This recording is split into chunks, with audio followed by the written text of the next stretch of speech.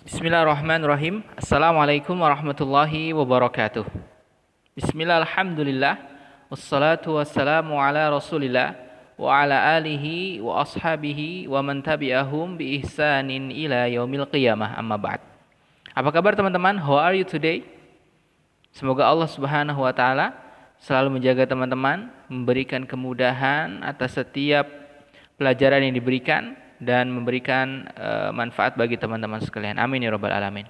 Teman-teman, kelas 7 kita sudah sampai ke materi yang kelima ya di pelajaran akidah ya. Setelah di pekan yang lalu ya, Mr. Febri sudah menyampaikan tentang pilar ibadah atau yang disebut juga arkanul ibadah, yaitu rukun-rukun ibadah. Ya, di pertemuan yang sebelumnya Mister telah menjelaskan tentang khauf dan mahabbah. Khauf dan mahabbah. Nah, pada kali ini Mister akan melanjutkan materi tentang yaitu pilar ibadah yang ketiga ya adalah roja ya, roja atau pengharapan. Ya, teman-teman sekalian, sebelum kita mulai belajar ya, kita awali pembelajaran kita dengan mengucapkan Bismillahirrahmanirrahim dan doa Allahumma inni as'aluka ilman nafi'a wa rizqan thayyiba wa amalan mutaqabbala. Amin ya rabbal alamin. Teman-teman sekalian, masih semangat ya? Oke. Kita akan bahas tentang roja ya, tentang roja.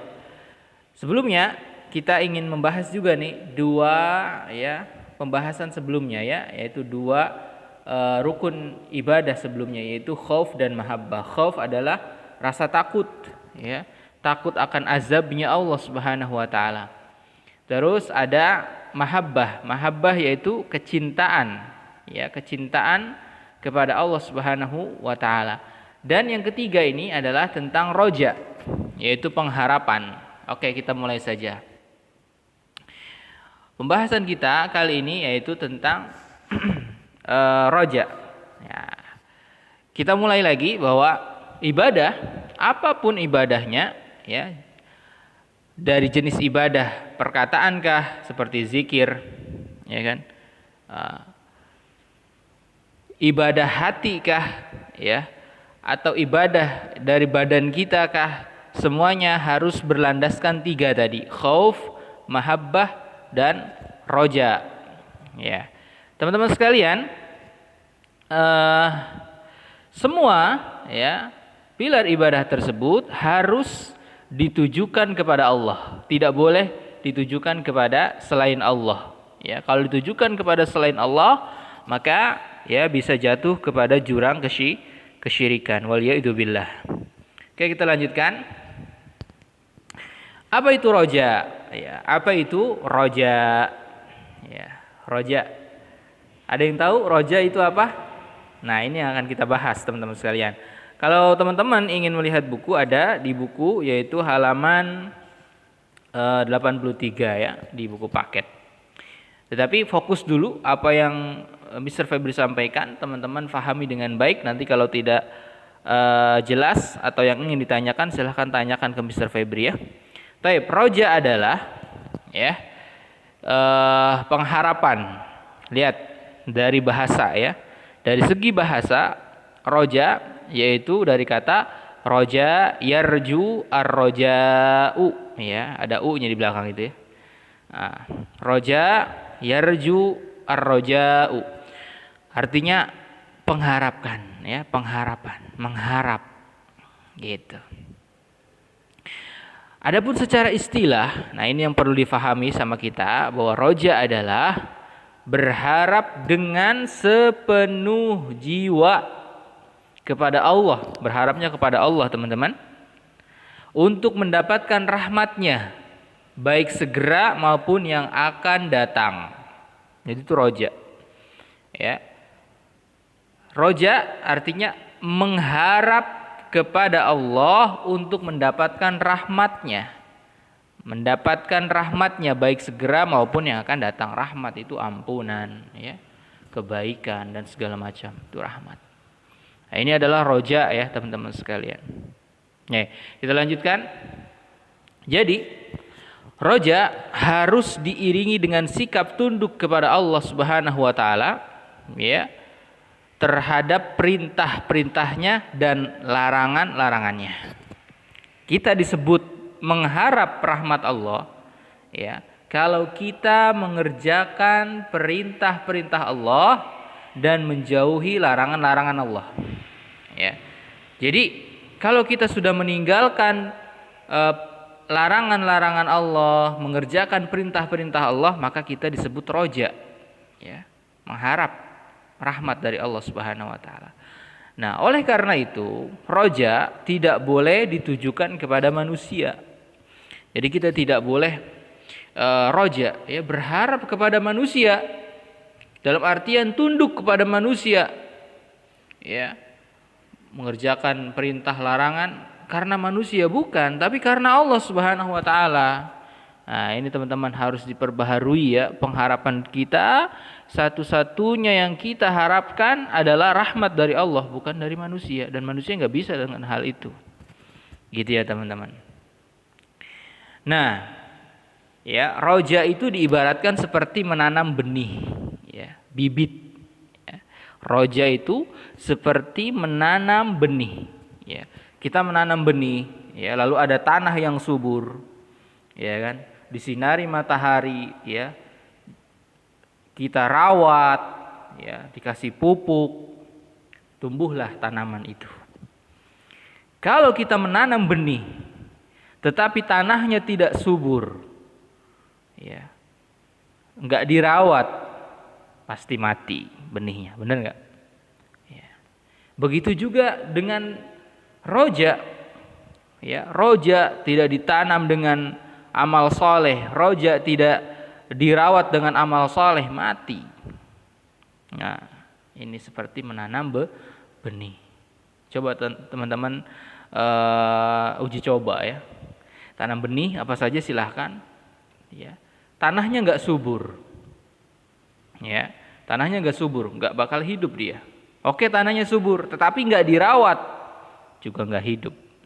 Ya, tidak hidup dengan baik, kan seperti itu ya teman-teman. Nih, ya, jadi dari penjelasan yang tadi bahwa roja itu adalah bibit atau benih.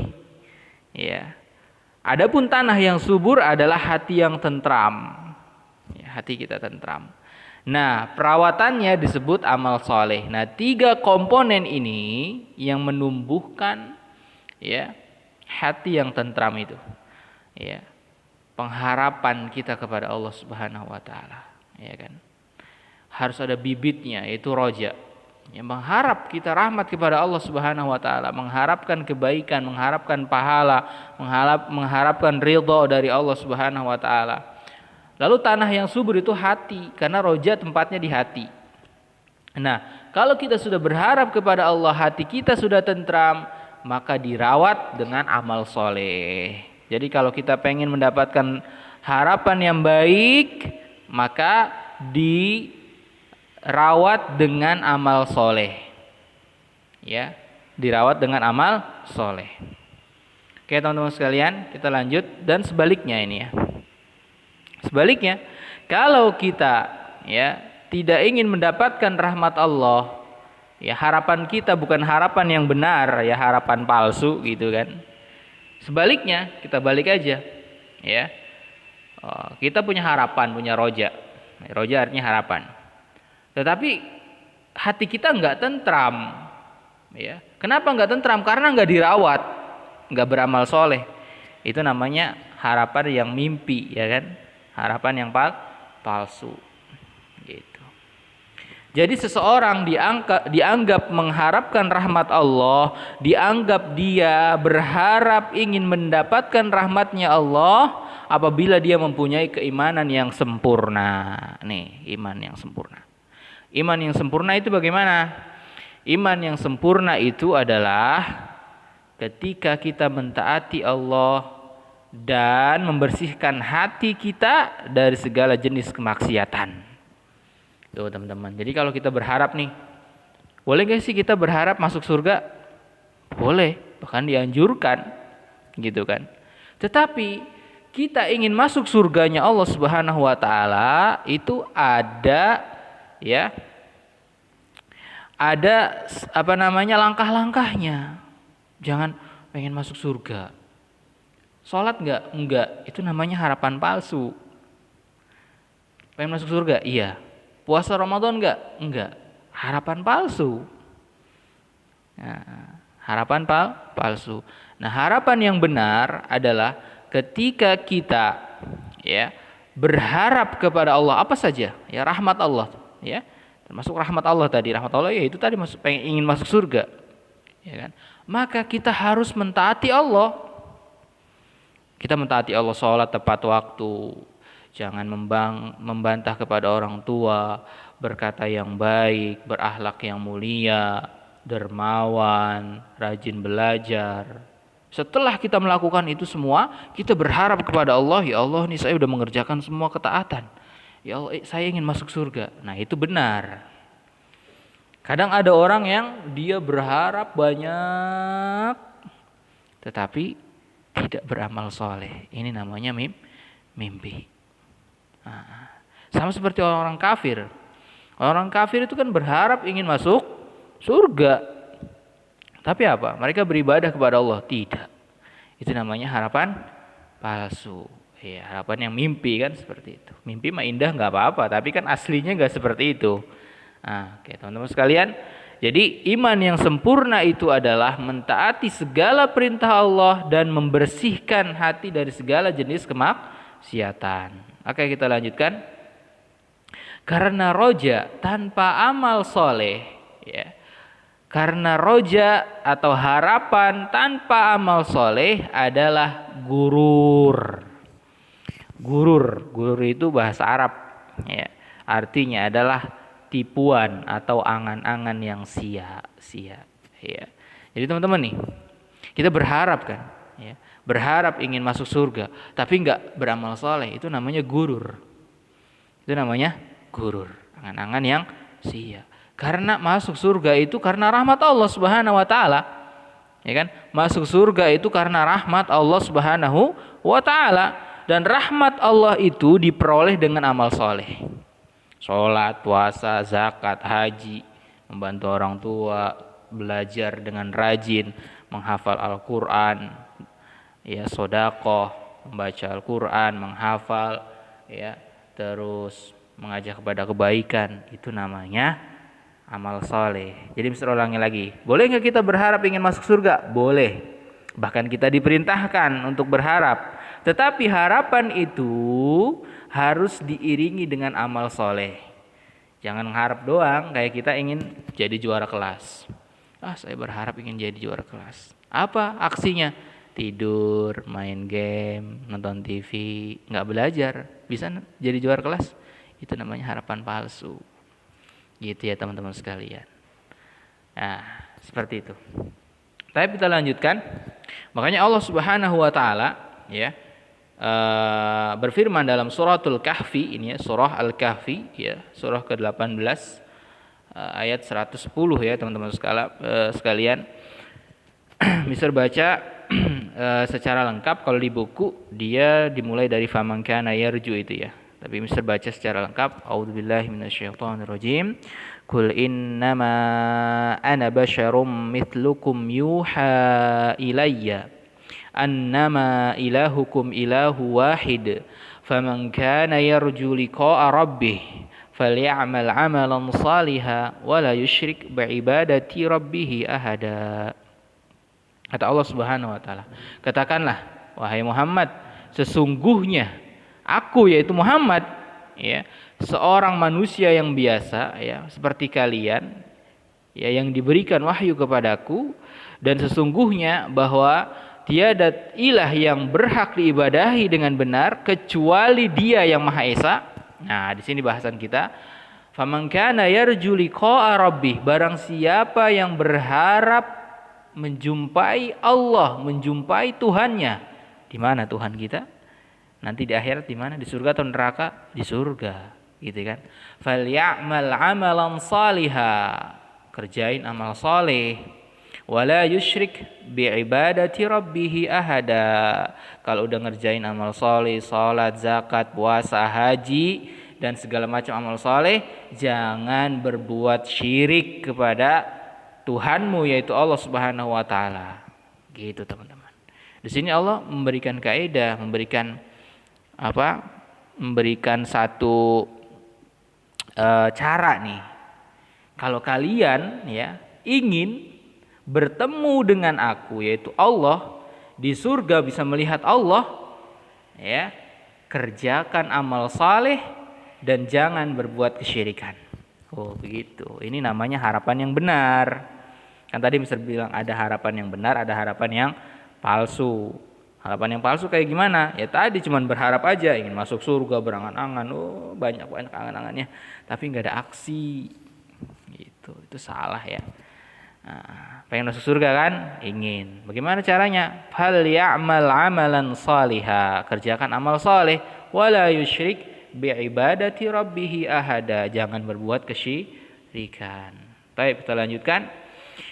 Begitu juga Nabi kita Muhammad sallallahu alaihi wasallam pernah bersabda, ini hadis riwayat Bukhari, innamal mu'mina ya yara dzunubahu ka'annahu qa'idun tahta jabalin yakhafu an yaqa alaihi. Sesungguhnya orang-orang yang beriman melihat dosanya ya seakan-akan dia duduk di bawah gunung yang gunung itu siap jatuh kepadanya. Wa innal fajira yara dzunubahu kadzubabin marra ala anfihi faqala bihi hakadha. Kalau orang fajir yang suka berbuat dosa melihat dosa-dosanya itu seperti ya ada lalat ya hinggap di hidungnya, dia cuma gini doang. Gampang orang fajir mah.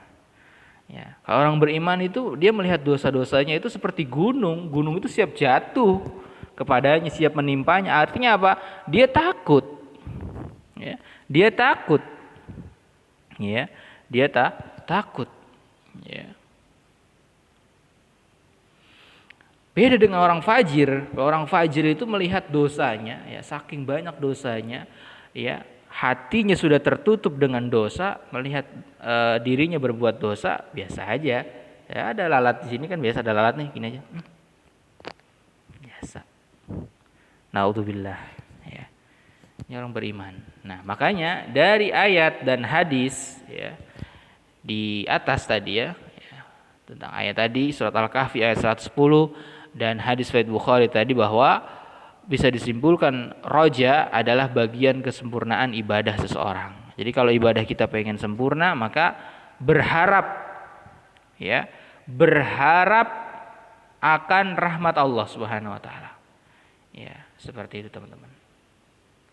Oke teman-teman sekalian, Mister akan memberikan kesimpulan tentang pilar ibadah ini ya, tentang pilar ibadah. Mister simpulkan lagi, pilar ibadah itu ada 3, ada khauf, ada mahabbah, dan ada roja. Oke. Nah, dari khauf, mahabbah dan roja, para ulama mengibaratkan ya bahwa kedudukan ketiga pilar ini ya dalam ibadah seseorang bagaikan kedudukan seekor burung ya. Burung itu kan punya sayap 2 dan punya kepala dan punya badan kan gitu. Ya, seperti seekor burung.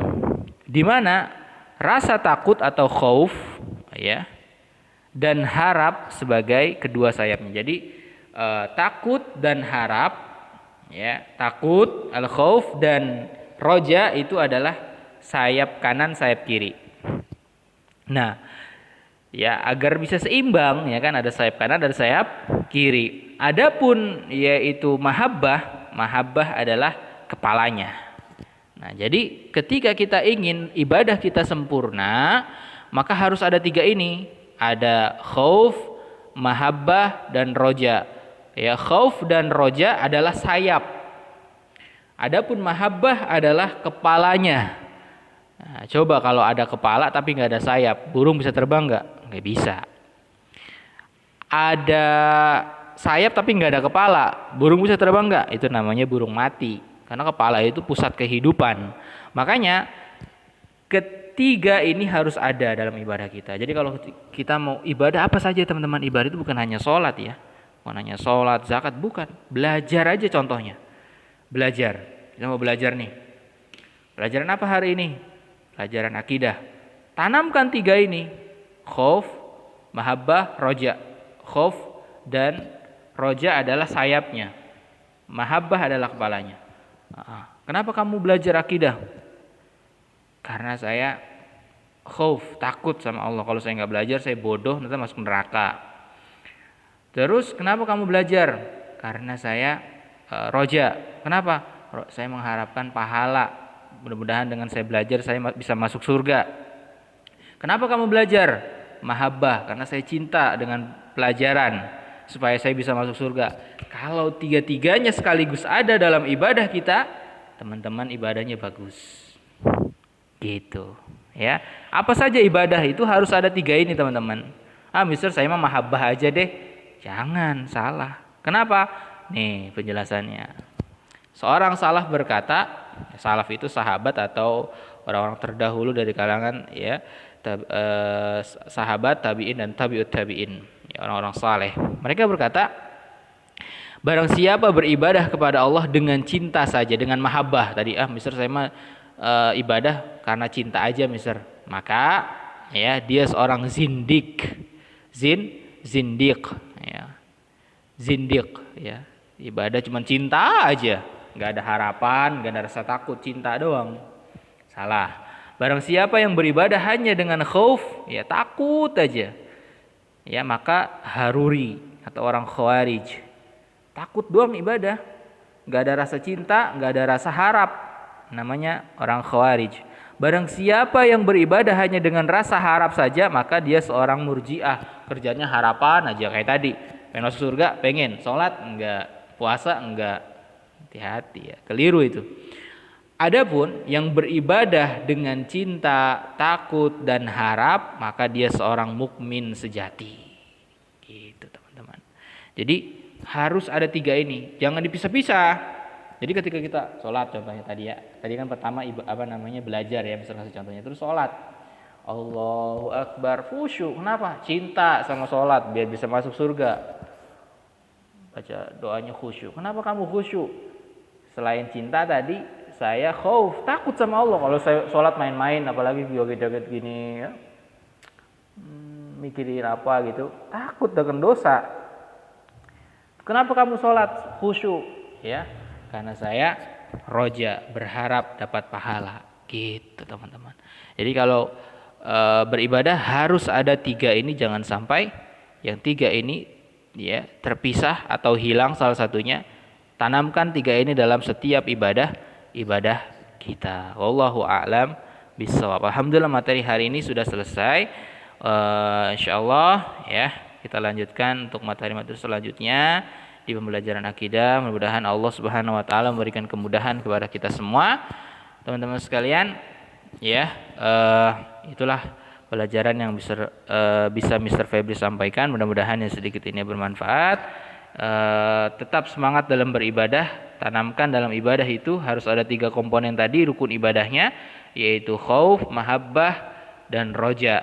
Ya, khauf dan roja adalah sayapnya, mahabbah adalah kepalanya. Ingat, kalau kepala enggak ada, burung mati kan. Sayap enggak ada, burung tidak bisa terbang. Ya, jadi tiga-tiganya ini harus ada. Oke teman-teman sekalian, mudah-mudahan yang sedikit ini bermanfaat bagi kita semua. Aqulu qouli hadza wastaghfirullaha li wa lakum. Naqtatim bi du'ai kafaratil majlis. Subhanakallahumma wa bihamdika asyhadu an la ilaha illa anta astaghfiruka wa atubu ilaik. Assalamualaikum warahmatullahi wabarakatuh.